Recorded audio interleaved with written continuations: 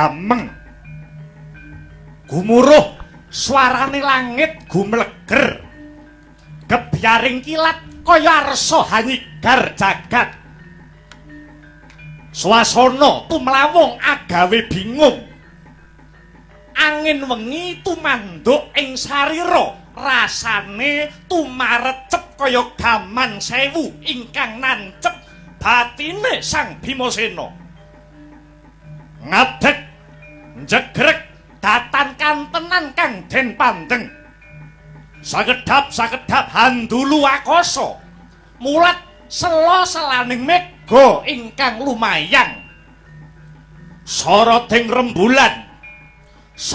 rembulan kang remeng-remeng kaya gegambarane ngalampati senadyan lakon wis kapungkur tebih nenggih sedane Prabu Pandhu Dewanata Sudarmanira para Pandhawa parandene hanggung nandes ing pulunging ati risang Werkudara ing raos andadosaken datan ayem lan jenjem lamun dereng saged nyuwargakaken Sudarmane nenggih Prabu Pandhu dalah Sang Madrim.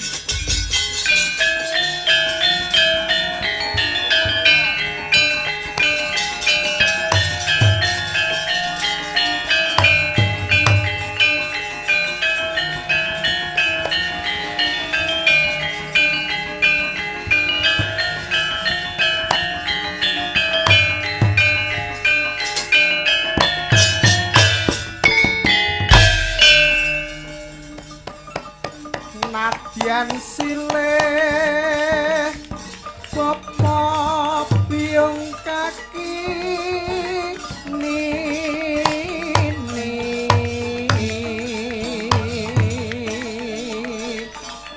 satular nyang sana kalamun murotan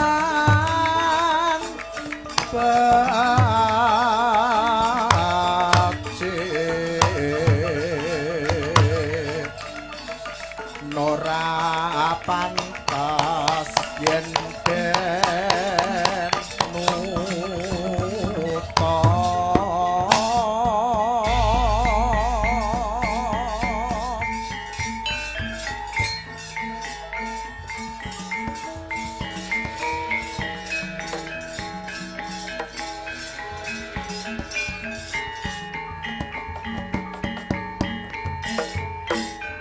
ya jagat ya dewa ya Bathara aku dewa saka kayangan Sela manumpeng Bathara Yamadipati Bratasena Werkudara iki wis titi kala mangsane Sudarmamu Prabu Pandhu Dewanata apa dene Dewi Madrim nampa paukuman nampa pasiksan saka para Jawata ing palungguhan iki uga wong tuane para Pandhawa Pandhu karo Madrim kasendal mayang cinemplungake ana neraka Yamani.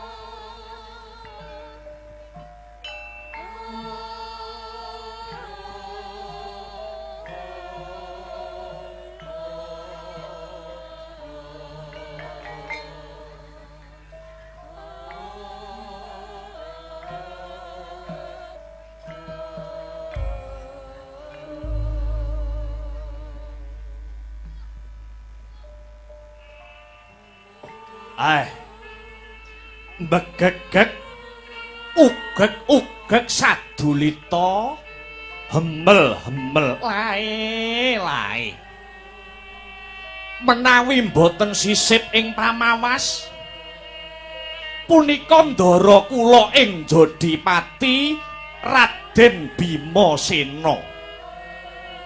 Gus, sak sampunipun paduka ndara Werkudara sembada ngentukke ilmu ingkang sinebut ilmu sangkan paraning dumadi utawi kawruh kasampurnaning urip saking Dewa Ruci kanthi lantaran sampeyan meguru dhateng guru sampeyan Pandhita Durna ing Sukalima. Kedahipun paduka seneng kudune sampeyan niku bombong.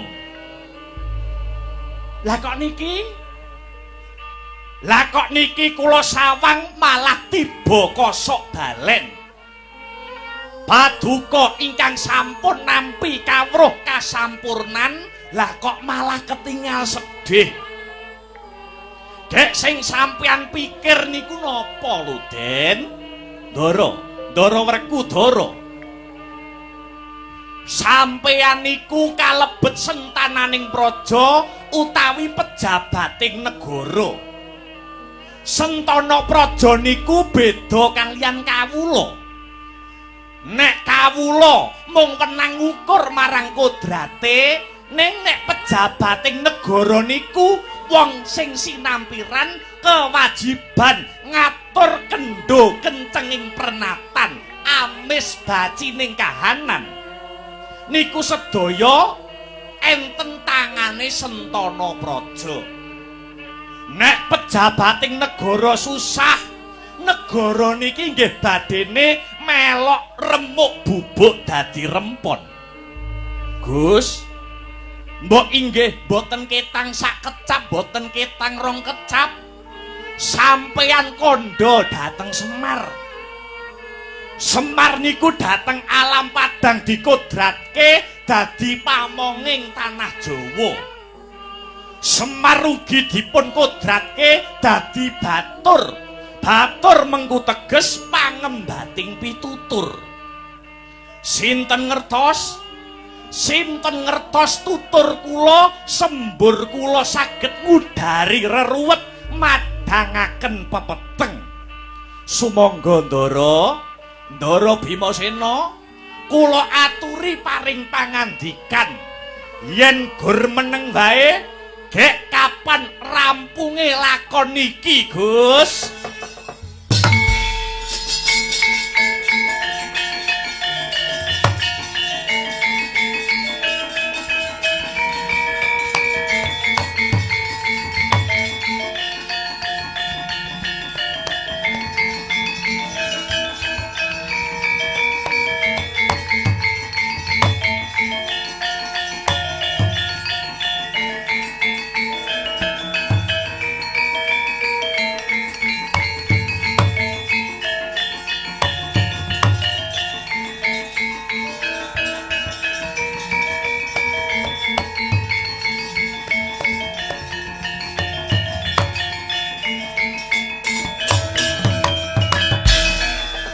Sino karata mretar tantu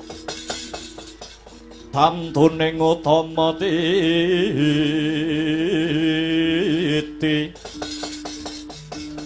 tetep dadi pangubaning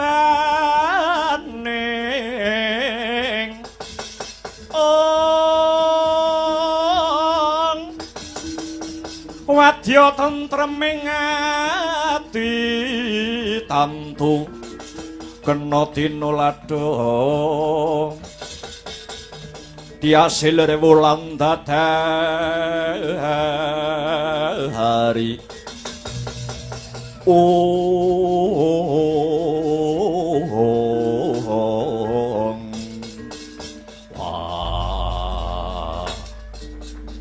Kakang Semar Badranaya banget panarimaku lan aku njaluk pangapura marang Kakang Semar Badranaya.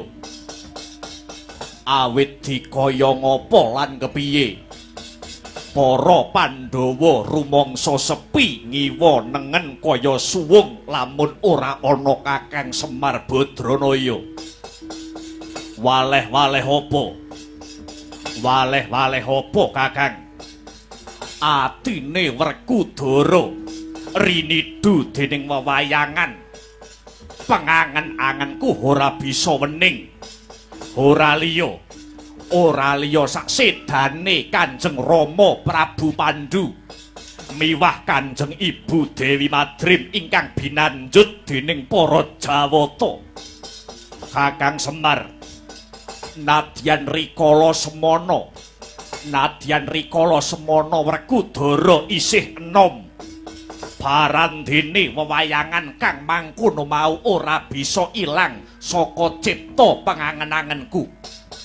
Luwih sedane Kanjeng Rama Pandhu lan Ibu Dewi Madrim sinendal mayang dening para dewa.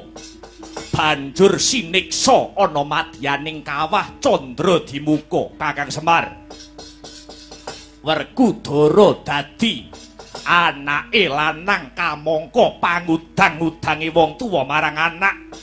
Bisa anak Anung Anindita dadi bocah lanang sing mursid. Bisa mikul dhuwur mendem jero asmane wong tuwa. Rasaku durung marem yen Werkudara durung bisa nyuwargake Kanjeng Rama Prabu Pandhu lan Kanjeng Ibu Dewi Madrim. Nanging jernyatane pirang-pirang pambudidaya kaya pantok pepuntoning tekad. Kabeh mau merga saka dosa kaluputan kang disandang dening Kanjeng Rama. Mula Kakang Semar, ora ketang seklimah aku wene ana kali damar supaya dadi pamecut laksitaning lakuku kang bakal bisa tak tindakake, Kyai Semar.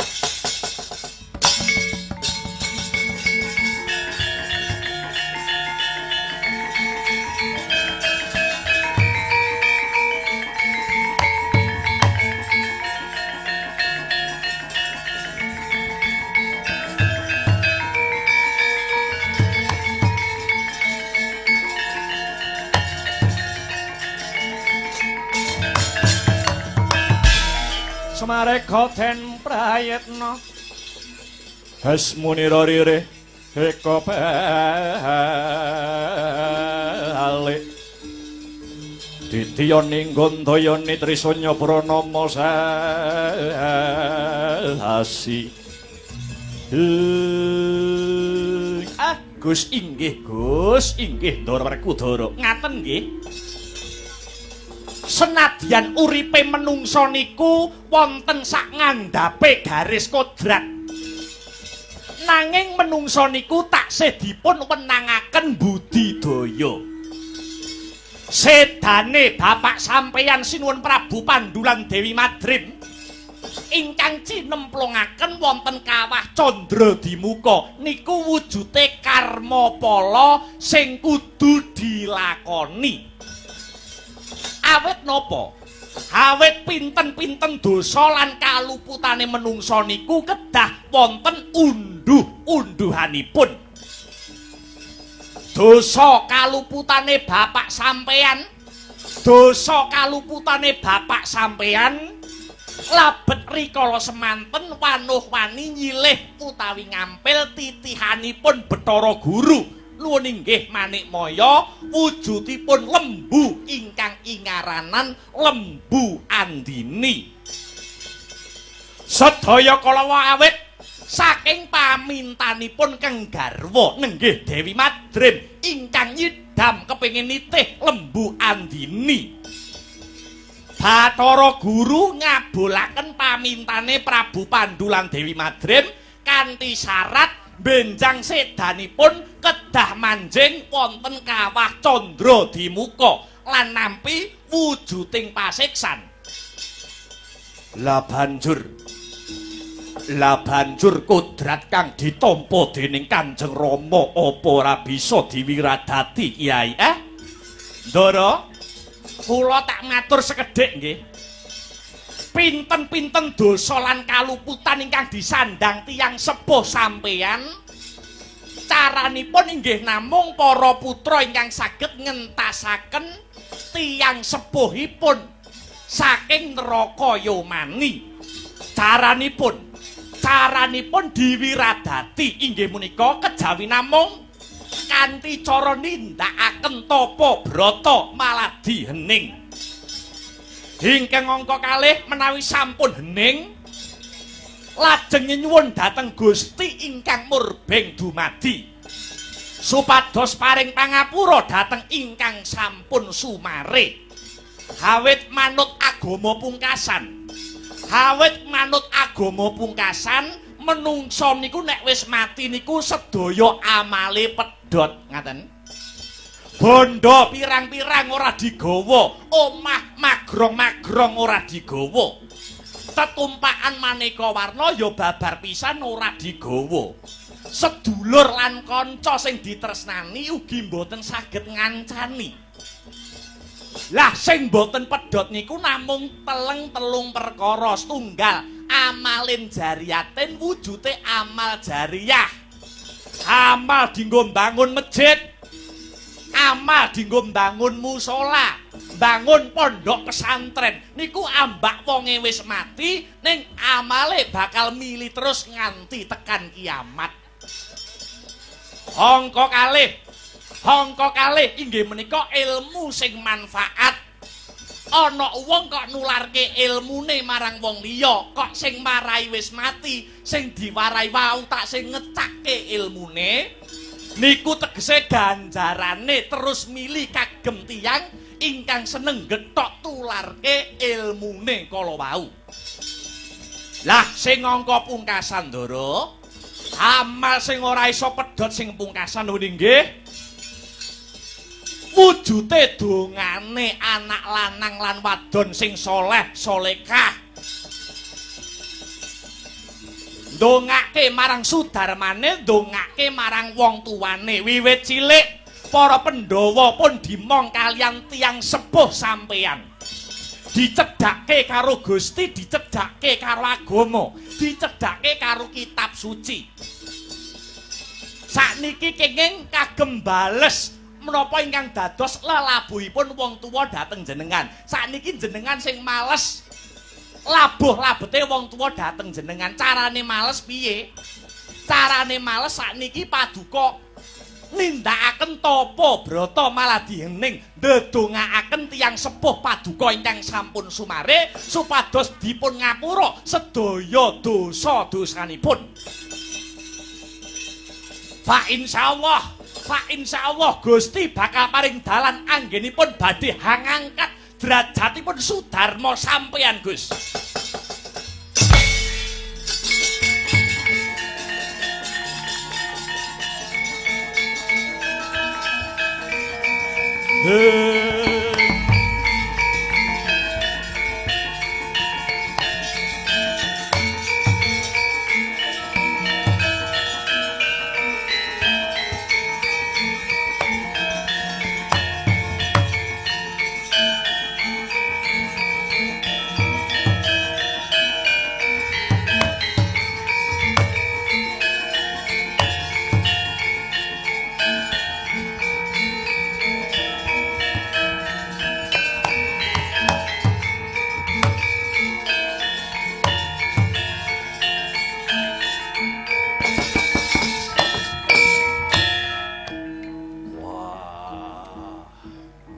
Ngaturke panuwun kang tanpa upama awit saka pituduhe Kyai Semar kang bisa ngenteng-ngenteng pikire Werkudara. Inggih Gus, sami-sami. Punapa malih sampeyan inggih sampun ate ngregem ilmu kasampurnan saking pukulun Dewa Ruci. Kula kinten langkung gampil anggen paduka badhe ngupaya hanyuwargaaken ingkang Sudarma. Percaya mawon nggih Gus, percaya kemawon. Sampeyan ngangge tekad satriya tanah Jawa. Menawi paduka sakadang para Pandhawa estu-estu rinten dalu tansah meminta dhateng Sihing Gusti. supados Kang Rama Prabu Pandhu lan Dewi Madrem dipun apura dosa lan kalepatanipun mangke Gusti mboten kirang anggenipun paring jalaran den.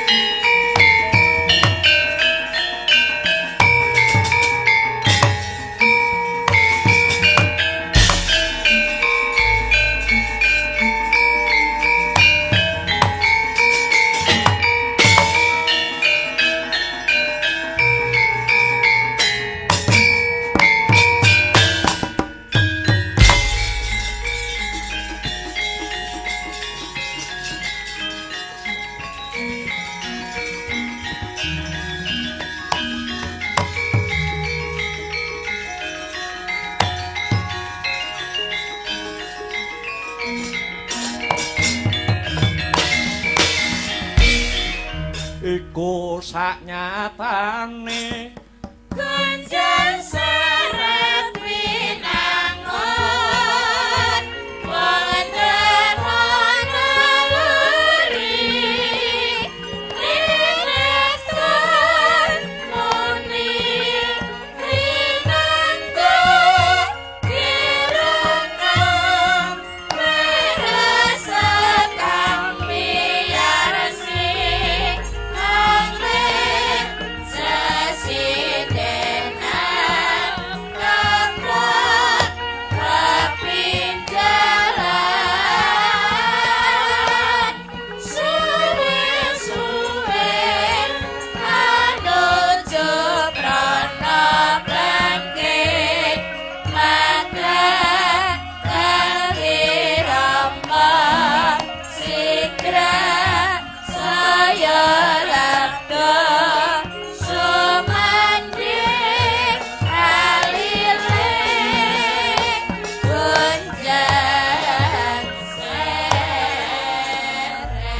ilahing sekaring dawana langgeng Kakang Guna Resi Narada welut wisa banteng lareng kawula wonten punapi Adi Guru marmanipun paduka Kakang kula piji mangayun awit wonten ingkang badhe kula suwunaken pirsa babakan kahanan ingkang hanimbrung wonten kayangan Jonggiri Sailaka ing dinten sakmangke Kakang. Nun inggih Adi Guru, Kang Oraka namung sumedya ngangkulungaken jangga hanilingaken karna sumedya ormentak sabda-sabdanipun pangwasa tunggal kayangan Suralaya, Kakang. Dinten sakmangke Suralaya nedheng ke Taman Gara-gara kagiri-giri. Mubal endute si Blegedaba ngakak galak kumitir petite Sang Hyang Nagaraja. Kahanan ingkang kados makaten kala wahan dadosaken goreh orongeh bingung dilulungan para hapsara miwah hapsari. Sareng kula tlisik Kakang, undraning perkara kala wau kadaya saking titah Pujangkara, Aratu Ngamarta nuwun inggih Ratu Ngendra Parahasta, si Puntadewa nuwun inggih Yudhistira Kakang. Mangke riyin lah kok saged Puntadewa ingkang dados tuk sumbering gara-gara menika ngagem dasar napa? Ngagem wewaton menapa Adi Guru? Kakang, Puntadewa nggadahi dosa kalepatan cacah wonten kalih. Dosane Puntadewa wonten kalih lakar kados mekaten Kakang. Napa kemawon Adi Guru? Dosane Puntadewa napa kemawon? Setunggal. Puntadewa sampun wani ngagem jeneng Puntadewa. Kamangka Punta menika tegese linuwih, dewa wis ngarani. Maknane Puntadewa wanuh wani nepak mbun-bunane para Jawata. Dosa angka kalih, Puntadewa wantun ngagem busana sandangan agegelung keling. Kamangka Kakang, kamangka ingkang wenang ngagem gelung keling menika namung para brahmana ingkang sampun buntas ing kawruh pana ing ilmu agal miwah lembat. Tuladhanipun Resi Kanwa, Resi Rama Parasu, Begawan Bisma lan sapanunggilipun. Inggih kanthi dasar kalih sabab kala wau Kakang, kayangan ripalenggan sakmangke kahananipun saged geger pateteran Kakang.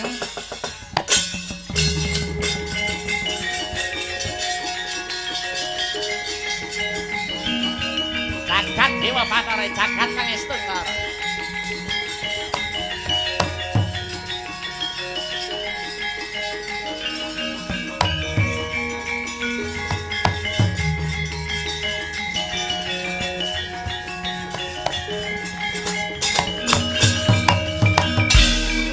Angudhare tyasrariwut Urwati rawat hati wedi lamun kauningan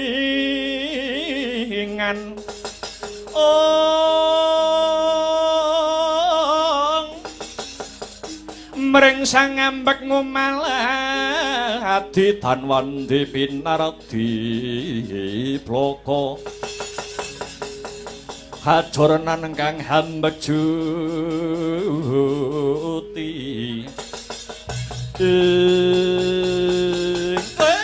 dalah pragenjong pak pong buk bolong rokok kecemplung sawah nganti kobong entek bengkok entek omah ngebuti barang anding bokong lah iki gegeret ternyata Puntadewa Kakang. Oh nggih. Puntadewa Ratu Ngamarta niku to? Nggih, lakar kasinggihan Kakang we. Dosane Puntadewa wonten kalih. Setunggal ngagem jeneng Puntadewa. Punta niku linuwih dewa wis ngarani. Puntadewa tegese wani ngembari panguwasaning para dewa. Angka kalih dosane Puntadewa ngagem gelung keling. Kamangka gelung keling niku sing menang ngagem nuwun inggih para brahmana ingkang sampun buntas kawruhipun. Oh nggih. Dados kanthi dasar kalih sabab kala wau ingkang dados dosa kang sarta kalepetanipun titah Pujangkara pun Puntadewa. Lajeng kersanipun Adi Guru kadosa pundi? Kakang. Sakmenika Kakang Narada kula aturi tumedhak wonten Madyapada tumuju wonten ing negara Ngamarta. Mrepeki ungyaning Puntadewa. Puntadewa kinen ngadhep mring panjenenganing sun. Puntadewa kinen sowan marak mangarsa wonten ing kayangan Jonggring Sailaka ripalenggan sakmangke Kakang. Puntadewa didhawuhi sakniki ugi nuwun inggih. Sakniki ugi jenengan tumurun wonten Ngarcapada mapak Puntadewa supados sowan wonten ing kayangan. Dados kula ken medhun sakniki nuwun inggih. Seragame mboten usah seragaman Kakang. Pokok sampeyan gelem gender kula pun bungah Kakang.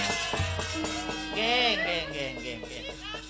Trawaca dewa mangkat iku paduka ke ora kana namung nangis kok aken dawuh. Nuwun inggih. Duga-duga ginawa ngati-ngati aja nganti keri. Pasiksan ingkang badhe anempuh Puntadewa menika kagem pepiling tumrap para satriya ing bumi Nuswantara lan jagat raya supados satriya boten nilaraken jiwaning sinatriya Kakang. Nggih. Ola arsa tumedhak wonten ing Njanaloka arsa meret pekyungjaning Ratu Ngamarta Puntadewa. Lho nggih ngatos-ngatos Kakang Narada.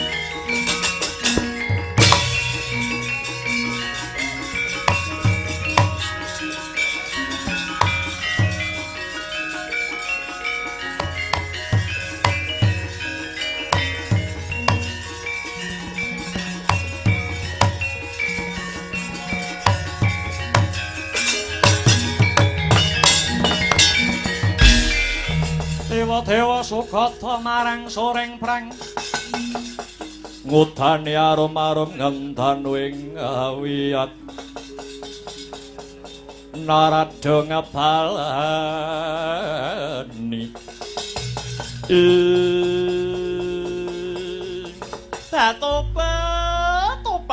topat paduka ingkang miji kula pun durga marak wonten setinggil jonggring sailaka kados pundi dhuh Pukulun nyambung pirembugan tri ari kawuri utawi 3 dina kepungkur sesambetan kalian dosa kang sarta kaluputanipun Ratu Ngamarta pun Puntadewa ingkang mahanani kayangan menika geger. Uwis Durga uwis. Eri palungguhan iki panjenengan ulun wis perintah marang Kakang Gunaresi Narada supaya nimbali si Puntadewa supaya tumuju marang kayangan Suralaya. Sakwise kaya mangkono Durga, iki mengko Puntadewa bakal sun pidana kasendal mayang manjing jroning kawah Candra Dimuka. Kedah mekaten Pukulun, kedah mekaten anggepe apa? Puntadewa menawi Puntadewa maksih meger-meger urip tartamtu kayangan boten badhe manggih ayem kang sarta tentrem Pukulun. Kula janji menawi mangke Puntadewa sampun kasembadan mati, menawi Ratu Ngamarta sampun dumugi ning pejah. Yeuh, paduka Pukulun arep njaluk apa karo Durga? Badhe kula turuti, badhe kula sembadani Pukulun. Kowe janji Durga? Nggih.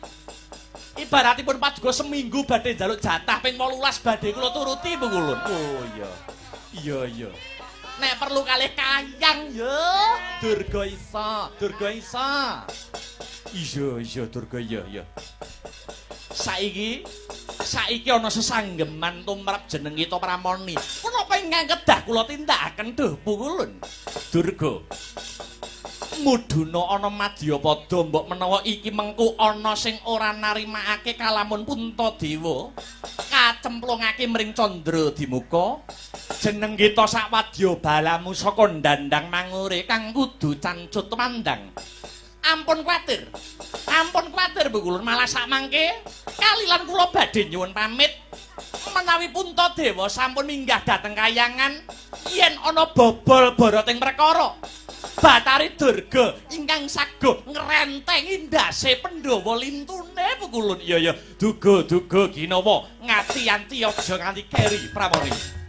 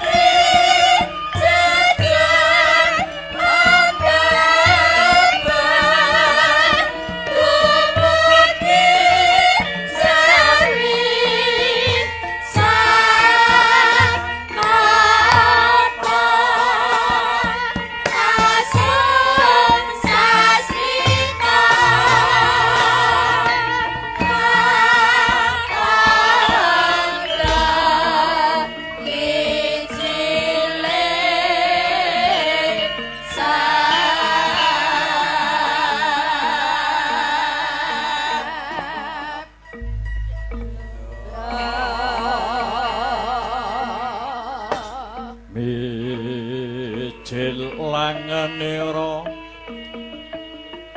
sang nahar pati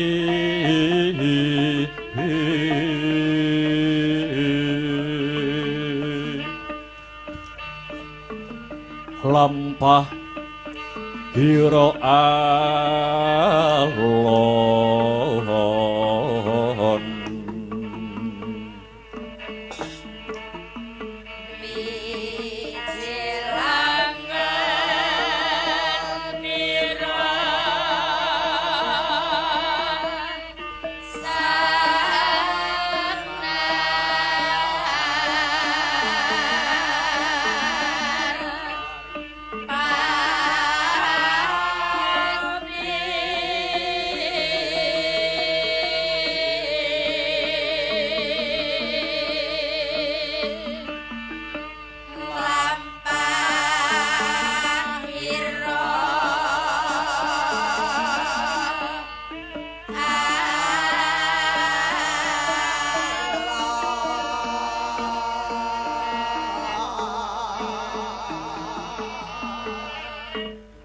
ginarabak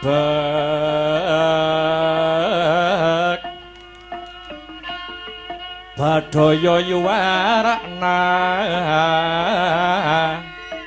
nira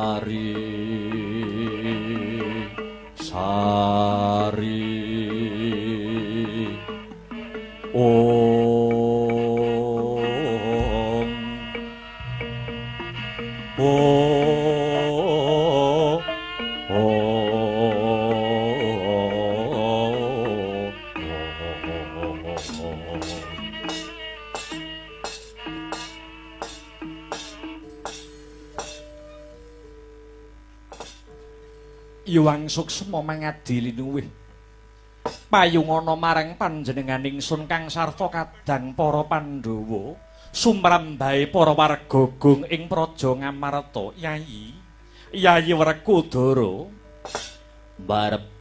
mbarep kakangku ana dawuhmu apa?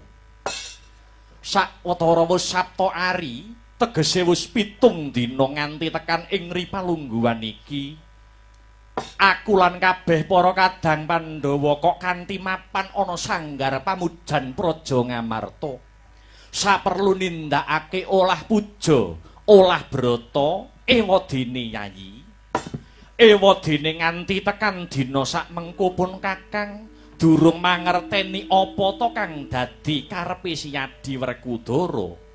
Yayi gandeng sak mengko ana wahyaning mangsa kala padha jogar anggone meladi hening,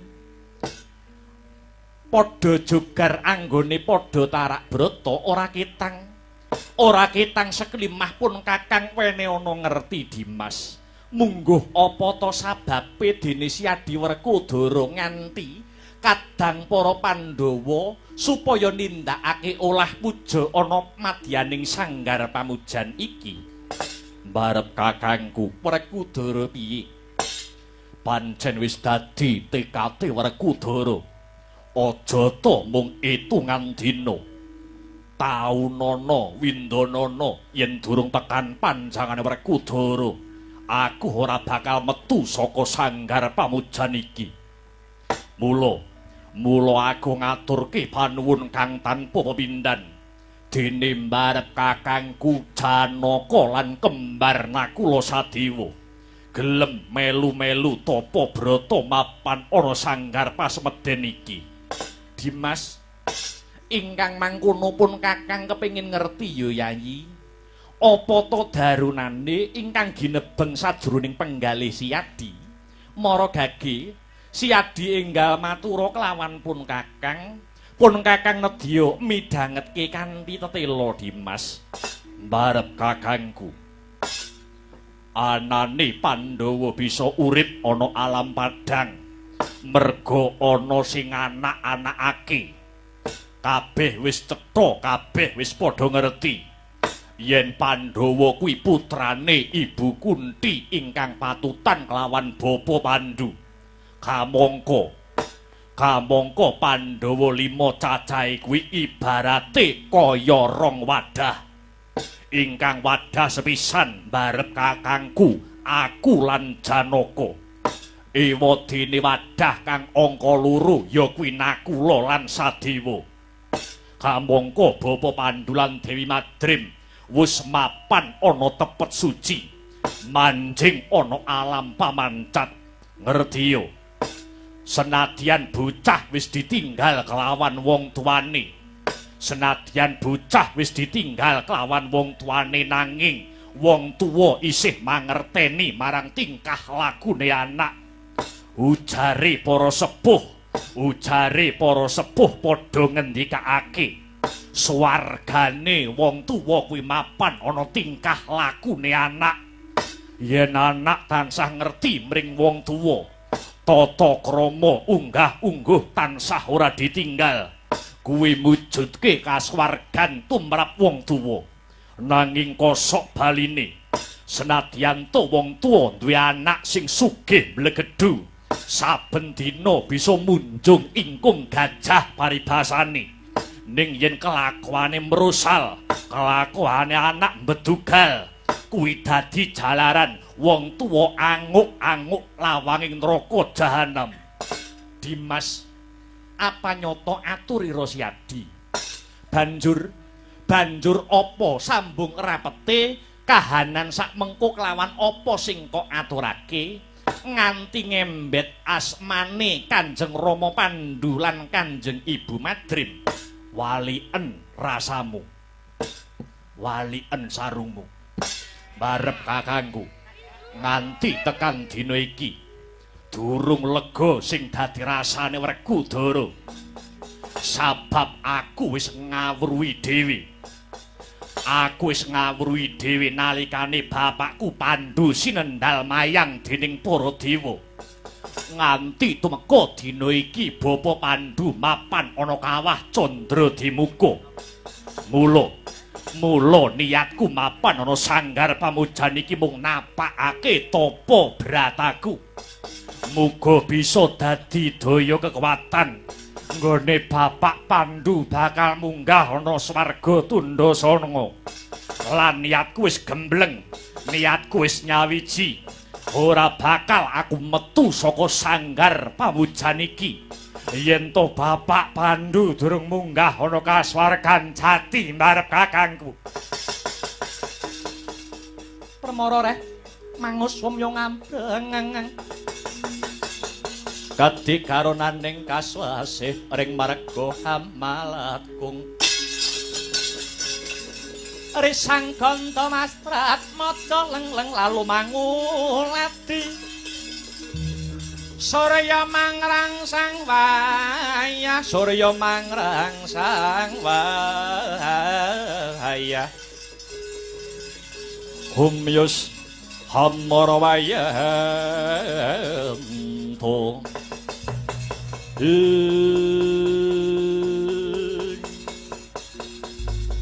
Dimas Yayi Werkudara Yayi. bareng Siadi Kondo kang kaya mangkono tumuli gumregah penggalihipun Kakang. Ingkang mangkono pun Kakang prasapa ora mung Siadi kang ora bakal metu saka sanggar pamujan. Nadyan Puntadewa semono uga bakale anyeng kuyung apa kang dadi lekase Nyai Njodimati. Lamun Bapa Mandhu lan Ibu Madrim durung munggah ana kasuwargan jati, pun Kakang uga ora bakal metu saka sanggar palanggatan iki ya Dimas. Semanten ugi kula Kakang Mas. Kula ugi badhe anjurung menapa ingkang dados sedyanipun Kakang Bimasena. Pati-pati Janaka mboten badhe medal saking sanggar pamujan menawi dereng kasembadan menapa ingkang dados niatipun Kakang Panenggak. Semanten ugi kula Kakang Mas, semanten ugi kula Kang Rayi Kakang Mas. Wah, bombong rasane atiku. Dene Puntadewa kakangku Janaka lan kembar padha hanjurung niate ora kudara. Ingkang mangkono aku ngaturke panuwun kang tanpa pepindhan. Kejaba saka kuwi Yayi, pun Kakang durung suwe anggone weruh babagan panandhange Kanjeng Rama Pandhu lan Ibu Madrim kang mapan ana kawah Candradimuka. Miturut panemuku kaya ora tinemu nalar. Ora ketemu nalar dasarmu apa mbarep kakangku. Ngelingi marang Kanjeng Rama Pandhu sugenge tansah nyeramakake marang kabecikan. Ora nate singlar saka kautaman kaya-kaya jagat iki kebrebegen marang darmane Kanjeng Rama Pandhu. Nalendra kang tansah njejekake ing reh kawibawan. Bebasan ateteken suci pepayung budi rahayu. Nanging sabab apa? Dimas teka sedane Kanjeng Rama Pandhu malah kapapanake ana madyaning kawah Candradimuka mbarep kakangku. Sak becik-becike wong mesti ana alane. Mengkono uga kosok baline. Sak elek-eleke menungso mesti ana sethithik tumindak becike. Bapa Pandhu kuwi mung manungsa lumrah isih kedunungan ina, lali, salah, apes kelawan pati. Kejaba saka kuwi Bapa Pandhu mapan ana kawah Candradimuka. Pancen kudu nyaur marang utange nalika sugeng ana alam padhang. Kepiye mungguh gancare Dimas? Pun Kakang kepingin ngerti piye larah-larahe, kepiye sejarah kang sarta panandhange Bapa Pandhu. Rada maju lungguh mbarep kakangku.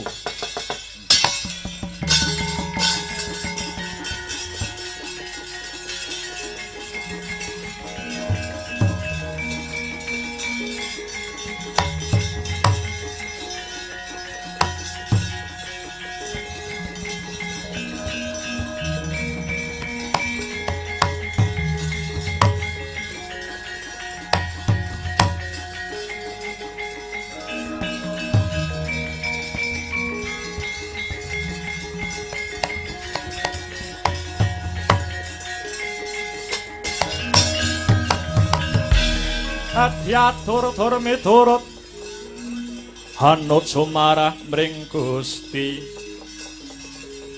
dene sidi miyang utama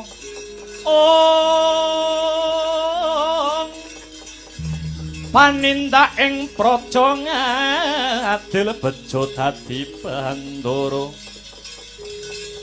rinarepan mring pra abdi barep kakangku merek udara kepiye duk kepungkur nalika Ibu Madrim garbini utawa mbobot adiku kembar. Ibu Madrim ngidam kaworan kepingin numpak wujute Lembu Andini. Kamangka Lembu Andini kuwi titiane Bathara Guru. Saka tresnane Pandhu kelawan Ibu Madrim nganti direwangi munggah ana kayangan ngampil wujute Lembu Andini. Bathara Guru menehi syarat bakal disembadani pamintane ngampil wujude lembu andini. Nanging besok yen wis murut kasedan jati, sukmane Bapa Pandhu lan Ibu Madrim kacemplungake mapan ana kawah Candra Dimuka. Saka gedhe tresnane Bapa Pandhu marang Ibu Madrim, Bapa Pandhu nyarujuki syarat kang didhawuhake dening Manikmaya. Kok Siadi Trawaca nggone nyeritake kahanane Bapa Pandhu krana Werkudara ngawruhi dhewe. Babarna Dimas. Nalika semana Bapa Pandhu gerah santer awit sukune ketaman pusakane Prabu Tremboko. Jroning gerah santer para pinisepuh padha nunggoni kahanane Bapa Pandhu. Dumadakan ana angin sumribit milir. Tinemune jebul angin mau dumadi saka kemayane Yamadipati. Kabeh wong sak negara Ngamarta padha kesirep lan turu kaya babatan pacing. Sing ora turu kena kemayane Yamadipati mung loro, siji Kakek Abyasa, loro Werkudara. Mula aku weruh nalika Yamadipati njabut nyawani Bapa Pandhu. Nalika samono sukmane Bapa Pandhu dikanthi marang kayangan, tumuli aku mlumpat nututi Yamadipati. Kakek Abyasa uga nututi marang lakuku bareng tekan kayangan. Kaya ngopo rasaku? Kaya pedhot-pedhota jantungku. Nyawang kanthi mripatku dhewe bapak sing ngukir jiwa ragaku cemplungke ana kawah pasiksan. Nalika semono aku kepengin nututi mlebu ana sajroning kawah, nanging dipenggak kelawan Kakek Abyasa merga durung titi wancine. Merga durung titi wancine Pandhawa bisa nyuwargake Sudarma. Mula nganti tak rewangi tapa brata mabana sanggar pamujan. Ingkang wigati aku bakal gawe cara supaya Werkudara bisa ngunggahake Bapa Pandhu lan Ibu Madrim ana kaswargan sejati. Mula marep kakangku Tarunana Windanana, yen para Jawata durung ngunggahake Bapa Pandhu lan Ibu Madrim ana kaswargan jati, nadyan dadi batang ning kene bakal tak lakoni marep kakangku.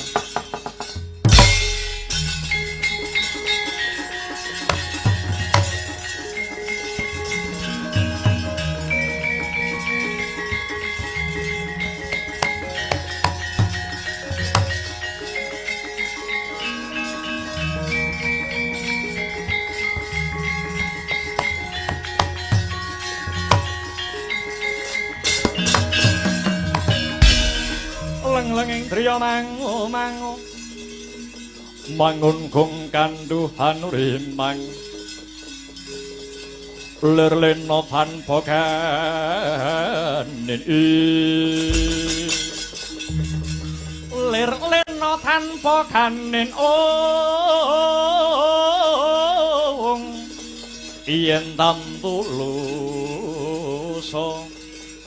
yen tantulusa mengko sang Dyahutama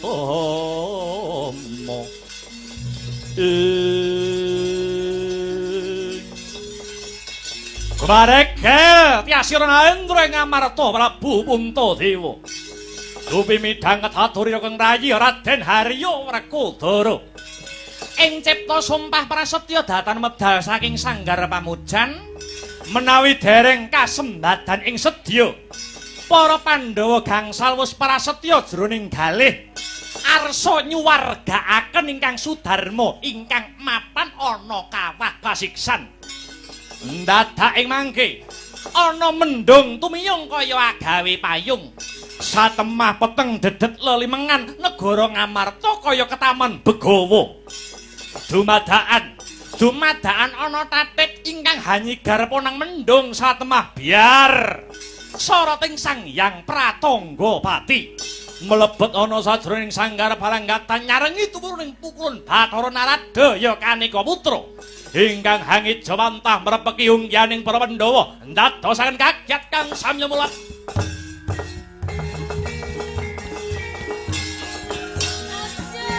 Kang samar-amaring sing moyong nyasep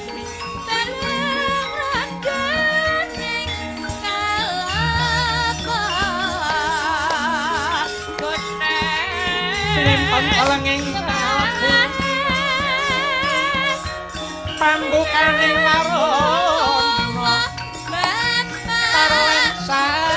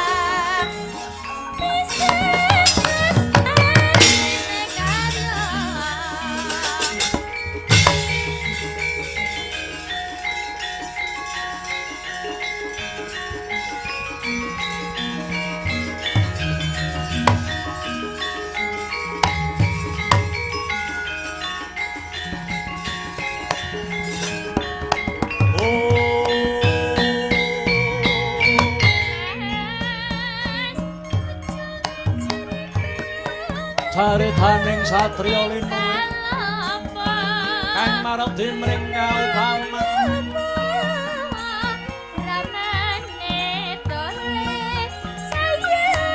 kan pekat mring pangestine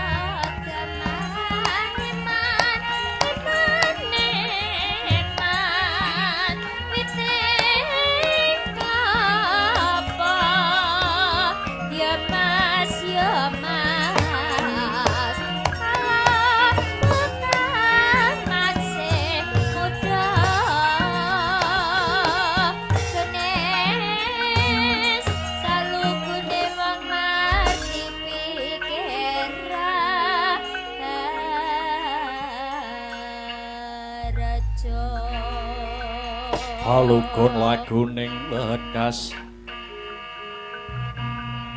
lo kita linuting kidung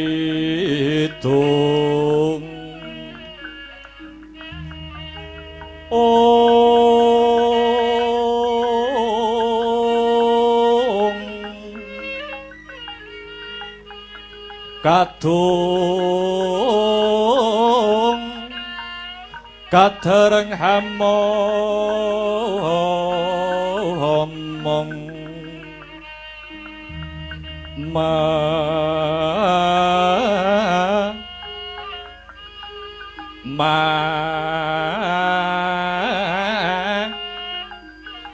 ngun manah rahayu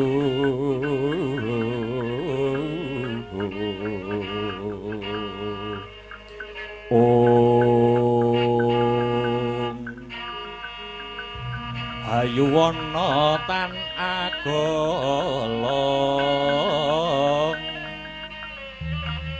gumolong manadukara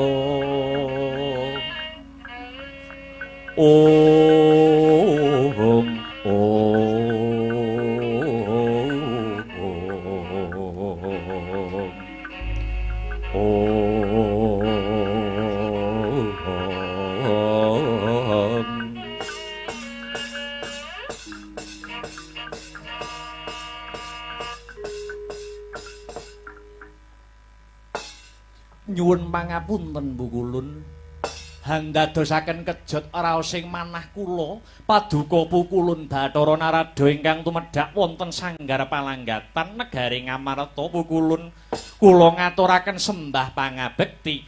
Prakinjong Pak Pong Buk Bolong.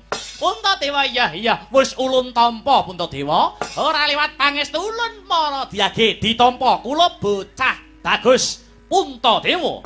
Lho nggih kula tampi mugi saged andayane kasantosan handadosaken kagiat sajroning penggalih dene paduka ingkang tumedhak wonten sanggar palanggatan negari Ngamarta menapa badhe paring pidana dhateng kang wayah pun Puntadewa. Upamiya makaten sumangga kula aturi paring dawuh kawula mboten badhe selak nanging menawi paduka pukulun badhe paring ganjaran lajeng labuh menapa ingkang sampun kula tindakaken pukulun. Ya Puntadewa ya. Sejatine prapta ulun ana ing sanggar pasemeden suci iki merga nampa dawuh saka Hyang Pramesti Guru kang nalika samana ngawuningani para Pandhawa kang nindakake yoga brata mapan ana sanggar pamujan. Tumuli nuding marang panjenengan ulun supaya tedhak ana sanggar palanggatan ingkang wigati merapeki marang jeneng kita Puntadewa. Mekaten Bu Kulun. Iya. Kejaba saka iku kulup ulun kepengin mangerteni apa to kang dadi niate para Pandhawa kok nganti nindakake tapa brata mapan ana kene. Bu Kulun, menapa mboten langkung prayogi menawi paduka pukulun ingkang kepareng hamedhar pangandikan langkung rumiyin andhawuhaken menapa ingkang dados perintahipun pukulun Manikmaya. Halah ya ditakoni durung wangsulan malah ganti takon. Ya ora dadi baya pangapa Puntadewa. Ulun bakal walaka apa to darunane ulun tumedhak ana sanggar pamujan iki krana ulun diperintah kelawan Hyang Pramesti Guru saben jeneng kita Puntadewa katimbalan maraksun marang Kahyangan Suralaya dina iki uga bareng kelawan sak lagu ulun. Mekaten Bu Ulun. Iya Gusti Narada kakekku. Werkudara piye bocah ganteng? Perkara mbarep kakangku arep timbali ana Kahyangan sak karepmu. Yen to pancen mbarep gelem ning aku njaluk katerangan sing gumathok. Katerangan bab apa? Bathara Guru ngutus kakek Narada supaya mbarep kakangku munggah ana Kahyangan. Iya, saiki aku takon. Takon apa? Apa wigatine mbarep kakangku nganti diutus munggah ana Kahyangan? Werkudara, piye? Yen perlune apa? Ulun boyang ngerti. Mergo aku iki mung utusan, aku iki mung kongkonan. Perkara Puntadewa mengko bakal diparingi ganjaran utawa pidana, ulun datan sumurup. Ulun boyang ngerti. Ora ngerti tenan. Dadi kakek Narada ngongkon titah munggah Kahyangan tanpa ngerti apa to perlune kahanan ning Kahyangan. Ulun ora ngerti. Kuwi tenan. Nek nganti goroh piye? Teta kowe ngoyake piye to jane? Lahir batin aku iki ora ngerti Werkudara. Yen pancen kaya mangkono, aku ki ngakoni kowe dewa sing resik ning titen ana. Angger kowe wani goroh karo titah, nadyan kowe wujude dewa ning dewa sing tumindak goroh. Lahir lan batinmu ora nyawiji, lati lan atimu ora makarti titen ana. Ora jeneng Werkudara nyumpahi.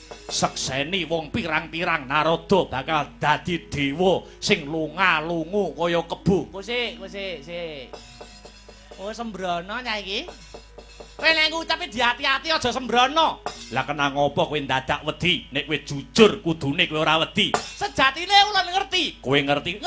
Ning pun ulun wedi upama arep blakake. Ulun wedi kelawan palate Bathara Guru. Jujur kok wedi piye? Ora enek critane wong kono jujur kok malati ndak enek. Kowe nek jujur paling-paling kuwalat karo Bathara Guru, ning yen kowe ora jujur, kowe bakal kuwalat karo ucapmu dhewe. Ya, tak omong aja dioyak to. Aja dioyak. Ndak ngono. Anane Puntadewa, anane Puntadewa diutus munggah Kahyangan, ya sabab Puntadewa bakal nampa pidana. Musik. Piye? Apa dosa kang sarta lupute sing disandang dening mbarep kakangku? Lah, nek nek perkara salahe Puntadewa aku ora ngerti tenan Werkudara. Ora ngerti apa Goro? Goro, ora ngerti. Ora ngerti tenan. Ora ngerti apa Goro? Ora ngerti. Goro apa ora ngerti? Goro. Lah kecekel. Kowe cah cilik Goro ora ngerti endi sing dhisik endi dijawab. Ayo blakakno. Nek ora bloko ana kami tuwane dewa ning tak nggo keset ndase. Ngesik. Wah kok ngancam to cah iki? Ya.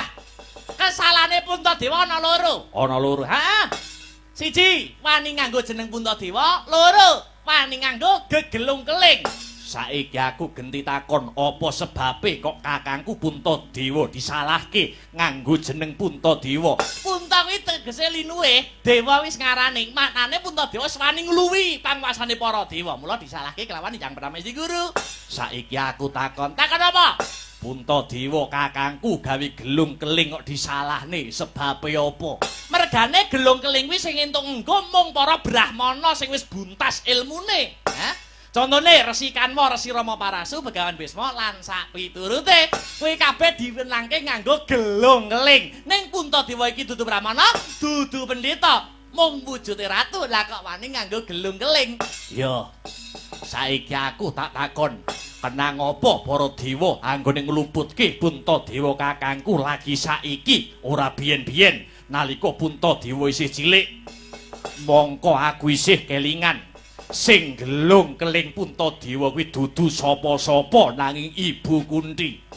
Tegese Puntadewa kakangku nggone nganggo gelung keling wis wiwit bocah. Kenang apa kok lagi disalahke dina iki? Dewa biyen-biyene woh apa? Tur maneh Puntadewa nganggo jeneng Puntadewa iki sing maringi ya Bapa Pandhu lan Ibu Kunthi. Kenang apa leh ngluputke lagi saiki ora biyen-biyen. Biyen-biyen dewa do ewuh apa? Ayo mbuh. Ulun ra ngerti.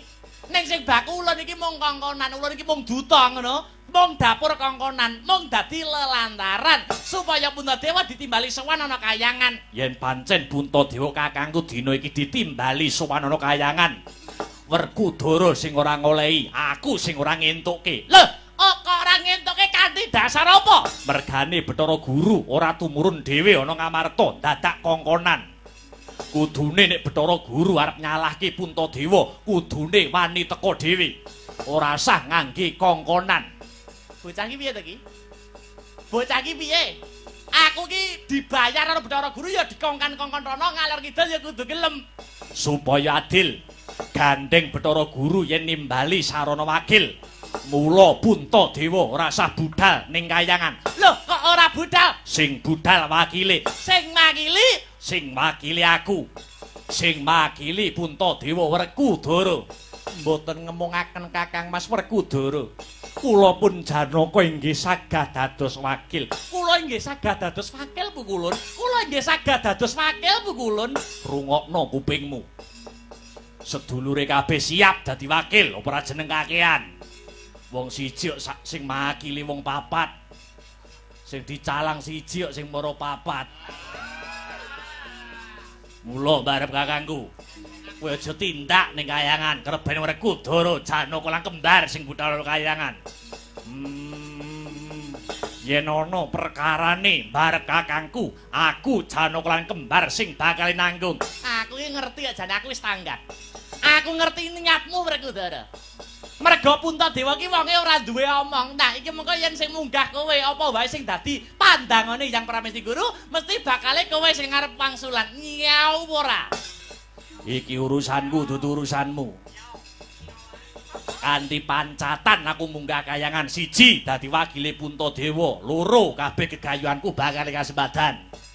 Aku wakil, aku ya wakil. Wakil ki awak karo sikil.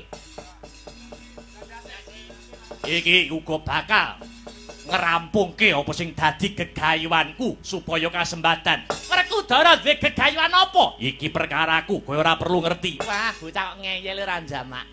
Puntadewa kepiye Puntadewa? Sawerga ngasih rajan momongso baronga kadang para Pandhawa Dawa Kulun. Ah, iki cah pinter iki. Merga Puntadewa iki wonge menengan dikon ngetan ya ngetan dikon ngulan ya ngulan. Sing ngeyelani rak cah mburi iki to. Nek Puntadewa kuwi biyen cahe menengan. bocah menengan bocah alim gitu. Ora tau dolanan wong wedok Puntadewa iki. Siji Puntadewa, loro dalang iki padha ngono.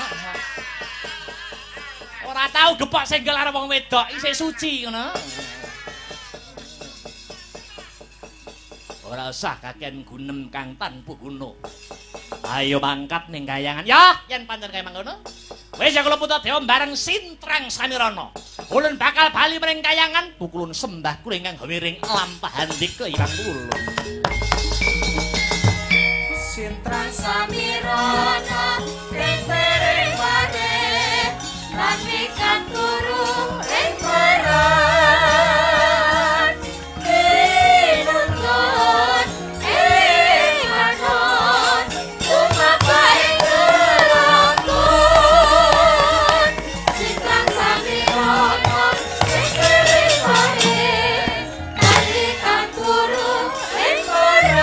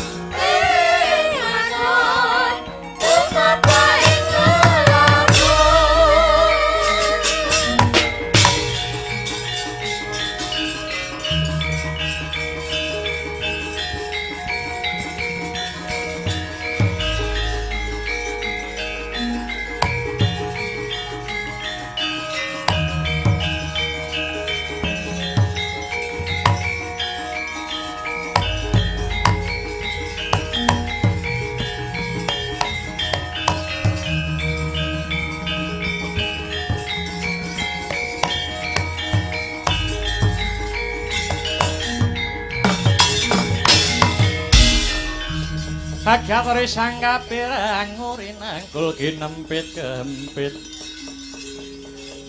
dosa ngerap ananing bawono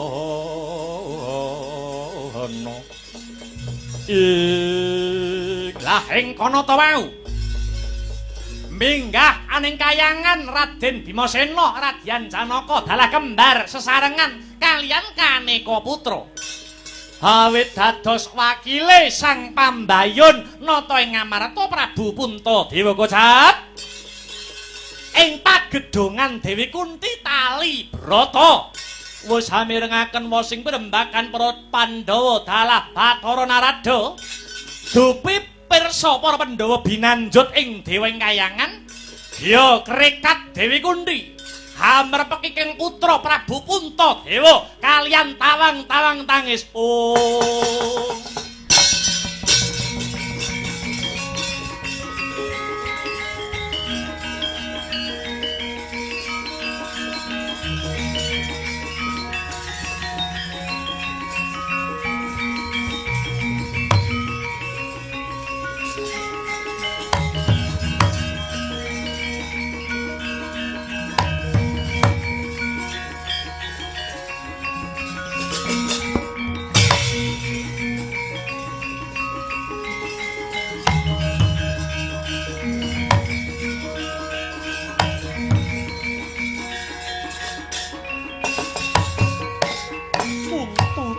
Anakku bocah bagus anak mbarep kang dadi wakile wong tuwa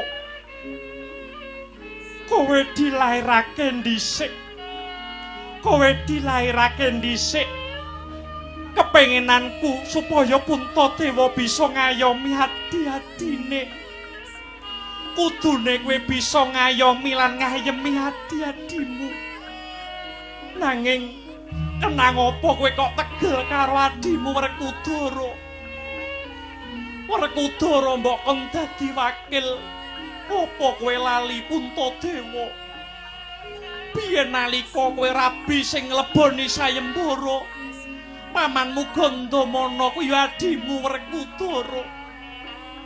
Kowe mung kari nemu penake kowe iso dadi ratu ana Ngamarta kene. Sing mababati alas kuwi wadikmu kowe kon perang ora wani bareng adimu iso nelokke bangsane Jim kene dadi negara apik. Adimu Bratasena sing notohke nyawane ya ora gelem dadi ratu. Mergo adimu pengen mulyake kowe.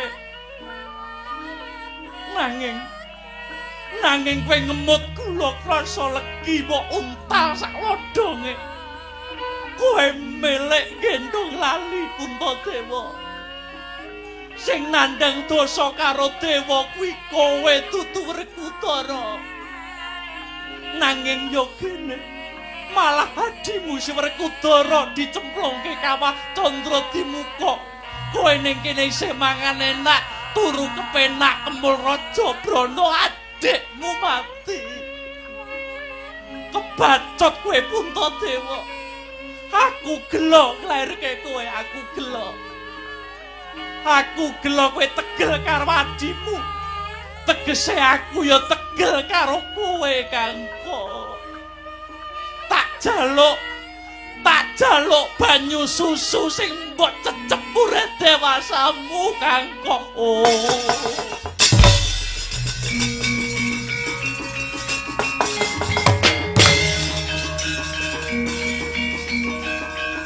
Banget kowe Puntadewa.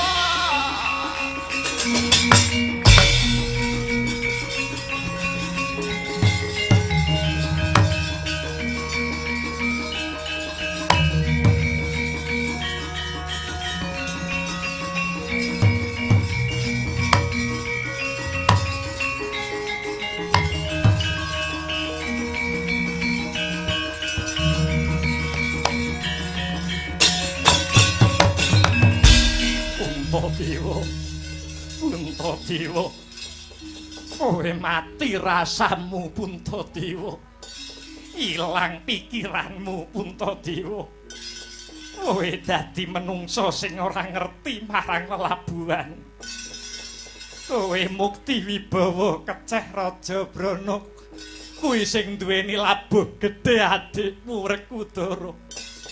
Nanging kene kowe tegel marang patine adi-adimu sing duwe labuh gedhe marang kowe. Puntadewa, kowe anak mbarep sing ora iso dadi pengayomane adi-adimu. Mirang-mirangke wong tuamu Puntadewa, kowe kuwi wong apa? Puntadewa, kowe kuwi wong apa? Puntadewa, kowe kuwi wong apa? Puntadewa, kowe kuwi wong apa? Jiwa manjing.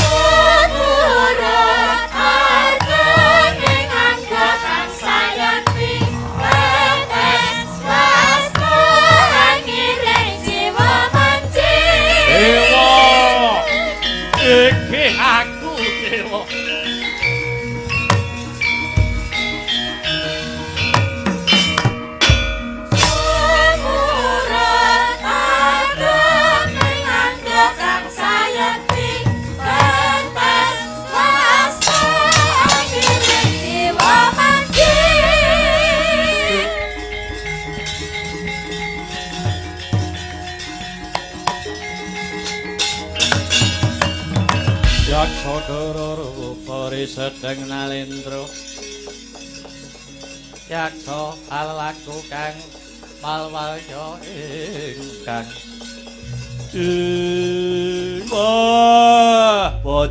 bojleng iblis laknat padha cek-cekan awakku malih mbledhos sak gunung anakane dewa. Aku bakal munggah kayangan dewa ora adil. Yen dewa ora bisa njejekake adil, yen dewa ora bisa njejekake adil, Dewa Amra kang bakal ngosak asik kayangan Suralaya. Aku bakal ngrangsang kayangan, aku dudu Puntadewa, iki Dewa Amra.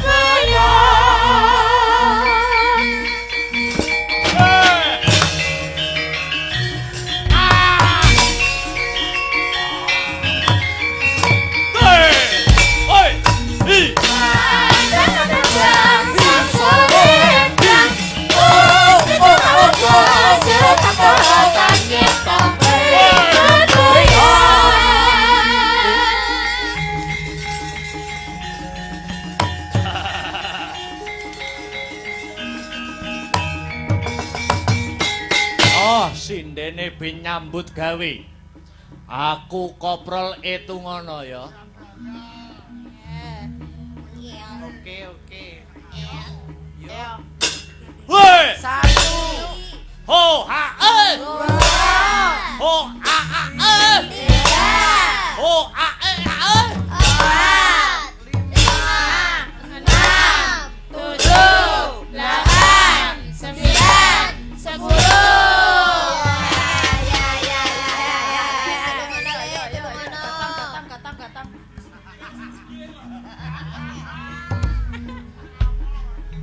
Boten golek pasaran.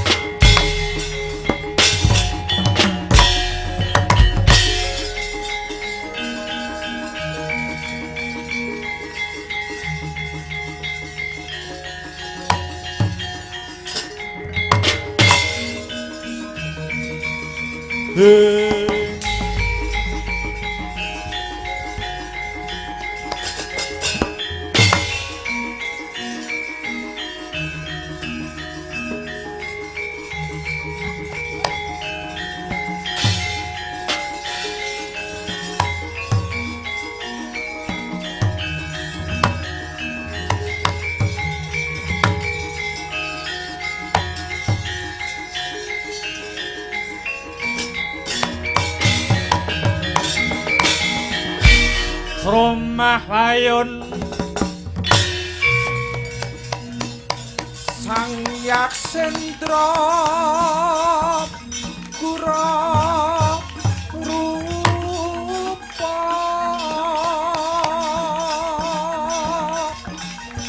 Mangsas kati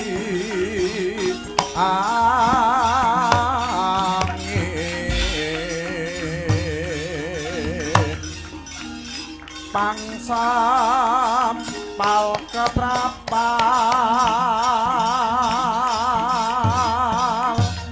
selo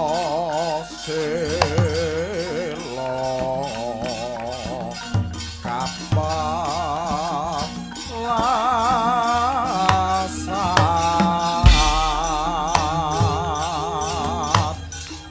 satu lumah mangungsi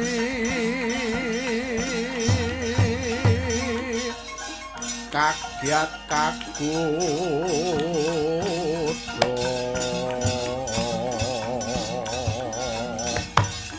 kang jogo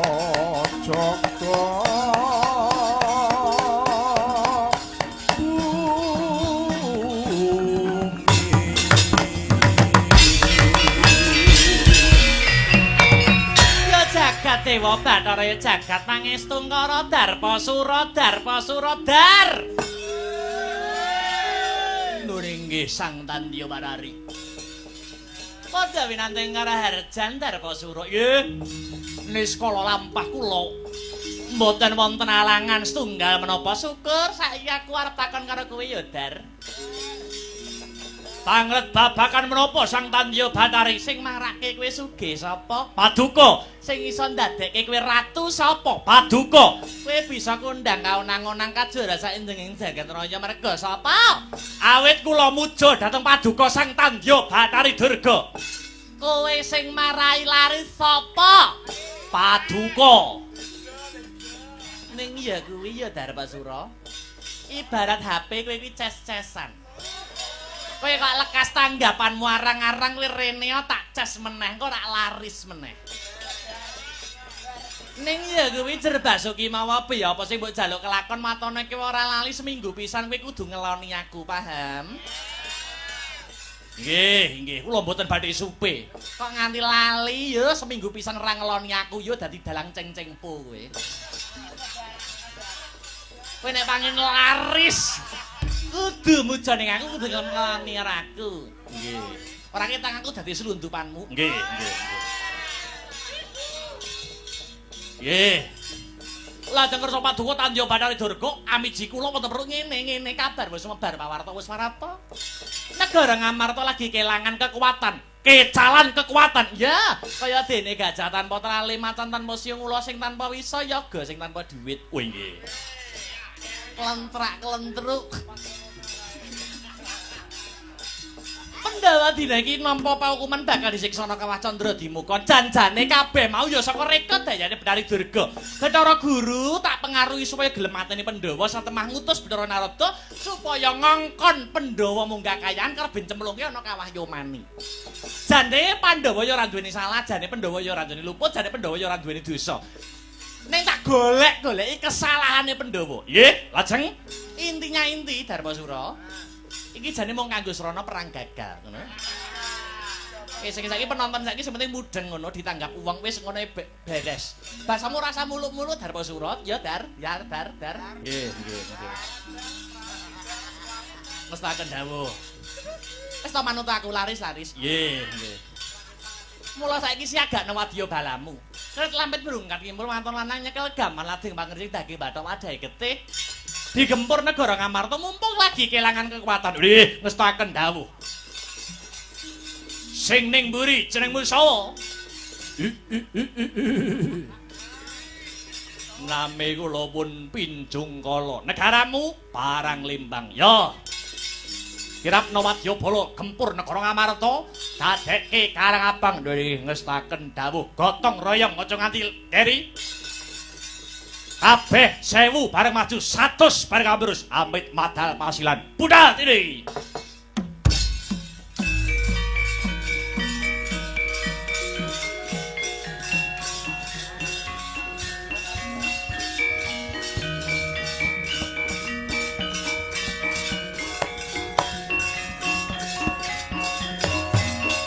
Oh